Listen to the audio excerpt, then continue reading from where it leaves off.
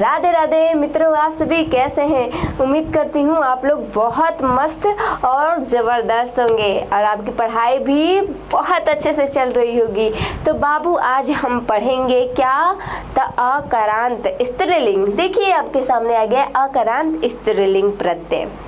इसमें हम ऐसे पढ़ेंगे कि जो शब्द क्या है भाई पुल्लिंग है तो स्त्रीलिंग कैसे हो जा रहे हैं, जो स्त्रीलिंग है पुल्लिंग कैसे हो जा रहे हैं। तो आइए हम देरी न करते हुए स्टार्ट करते हैं। बाबू लाइक कमेंट शेयर करना ना भूलें, क्योंकि इससे मालूम चलेगा ना कहाँ आपको दिक्कत है और कहाँ दिक्कत नहीं है। तो आइए चलिए हम स्टार्ट करते हैं। देखिए हम लोग पढ़ चुके हैं पिछले लेक्चर में कि वहाँ तक कहाँ हम लोग पुल्लिंग तक पढ़ लिए। अब अकारांत इसमें जो और बचा है ये रहा, उसका शेष अंश अगले लेक्चर में देख लिया जाएगा, ठीक है। उसमें देखा जाएगा इकारांत। आज हम पढ़ेंगे अकारांत स्त्रीलिंग।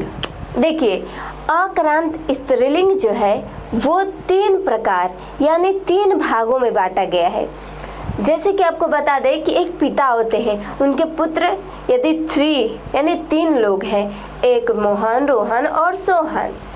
वैसे ही ठीक जो अकारांत स्त्रीलिंग है उसके भी 3 पुत्र हैं। उनका क्या क्या नाम है देखिए, चाप, डाप, टाप। क्या है भाई, चाप, डाप और टाप। चाप, डाप, टाप, याद हुआ आपको। चलिए अब हम इसको पढ़ेंगे बारी बारी से, एक एक प्रत्यय को पढ़ा जाएगा, ठीक है। रेडी है ना आप लोग। चलिए देखिए अकारांत के अंतर्गत आता है अकारांत स्त्रीलिंग। ये है अकारांत स्त्रीलिंग, समझ में आया। चलिए बाबू अब चलते हैं अगले स्लाइड पर। अगले स्लाइड है कि इसके स्लाइड में और है, देखिए। अब हम इसके अगले, अब यहाँ पर क्या कह रहा है, क्या कह रहा है, कुछ शब्द लिखे गए कि इन तीनों प्रत्यय के अंत में आ, क्या आता है, आ की मात्रा अवश्य लगी रहती है। यूं ही हमने पढ़ा कि चाप, डाप और टाप। चाप, डाप और टाप, हमने चाप, डाप और टाप पढ़ा। तो एक गौर करने वाली बात ये है कि ये तीनों में अकारांत अवश्य लगा रहेगा। जो आ की मात्रा है वो अवश्य लगा रहेगा। जैसे देखिए हम इसको देख लेते हैं, हम इसको ऐसे देखते हैं। फर्स्ट में पढ़ते हैं हम, फर्स्ट है चाप प्रत्यय। कौन सा है बाबू, चाप प्रत्यय।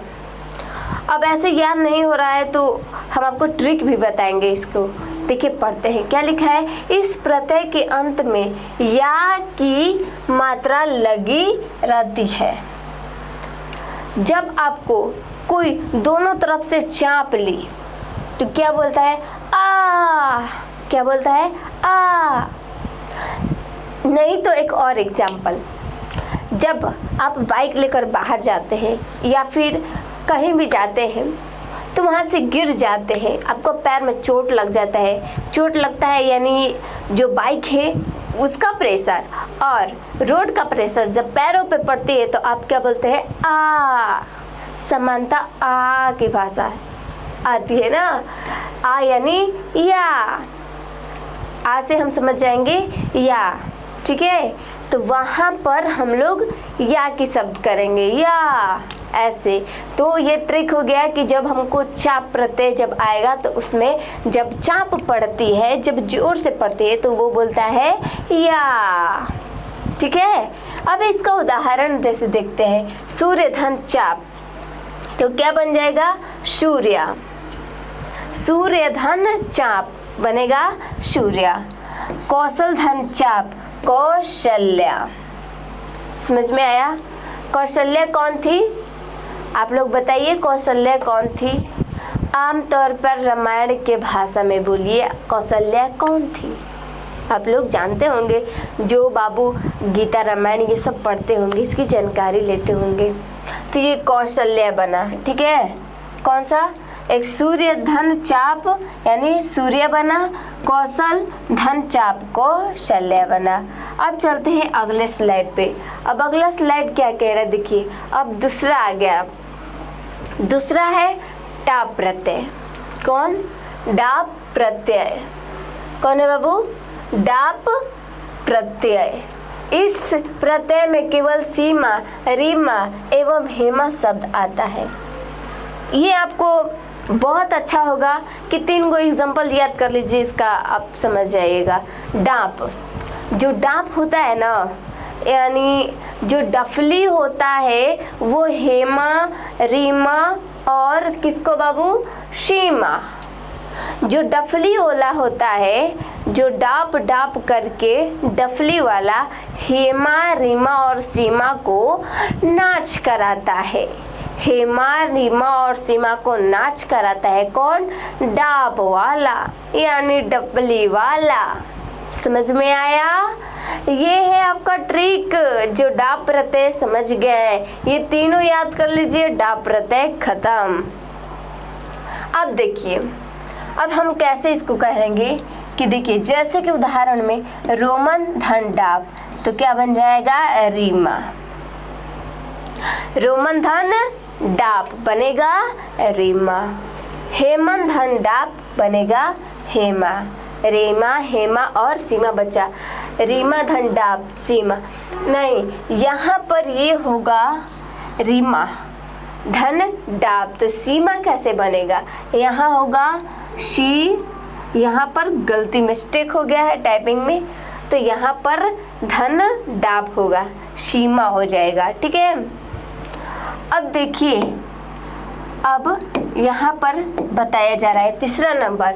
समझ में आपको क्लियर? देखिए, अब यहाँ पर टाप प्रत्यय जो कि आपका अकरंत स्त्रीलिंग, इसके बाद खत्म हो जाएगा। देखिए, फटाक से पढ़ लेते हैं क्या? डाप प्रत्यय, चाप प्रत्यय, हम डाप प्रत्यय को छोड़कर बाकी सभी पुल्लिंग शब्द के साथ टाप प्रत्यय जुड़ता है। जो डाप प्रत्यय और चाप प्रत्यय हम लोग पढ़े हैं ना, उसको छोड़कर जो भी पुल्लिंग शब्द रहेगा उसमें क्या लगेगा? टाप प्रत्यय जुड़ता है, तो उससे बनने स्त्रीलिंग शब्द को टाप प्रत्यय समझते हैं। उससे जो शब्द बनता है उसे स्त्रीलिंग प्रत्यय कहते हैं। जैसे अश्व धन टाप, अश्वाह। बालक धन टाप, बालिका। समझ में आया आपको? अच्छा, ये हमको बता दीजिए। चलिए हम आपको फिर से दे देते हैं। देखिए, यहाँ पर ऐसे बना है कि अश्व, अश्व, अश्व धन क्या है? टाप, तो बना है आपका अश्वा। क्या बना है? अश्वा। अश्वा इसलिए बना है क्योंकि ये स्त्रीलिंग शब्द को टाप प्रत्यय समझते हैं। ये दो जो हेमा, जो हम लोग चाप और डाप पढ़े हैं, वो ही दो पुल्लिंग को दर्शा रहता है। उसके बाद से बने स्त्रीलिंग शब्द को, ये दोनों बाकी ये पुल्लिंग शब्द के साथ टाप प्रत्यय जुड़ता है। ये जो पुल्लिंग शब्द होता है उसमें टाप प्रत्यय जुड़ जाएगा। ऐसे समझिए कि जो टाप प्रत्यय है वो पुल्लिंग जब शब्द रहेगा उससे जुड़ जाएगा। ठीक है। अब बाकी शब्द जो पढ़े हैं दो ऊपर, वो शब्द स्त्रीलिंग के लिए आती है। तो बाबू आपको समझ में आया? समझ में आया तो लाइक कमेंट करना ना भूलें। और आज की क्लास में इतना रहेगा। मिलते हैं अगले लेक्चर में, तब तक के लिए आपको best of luck. Radhe Radhe.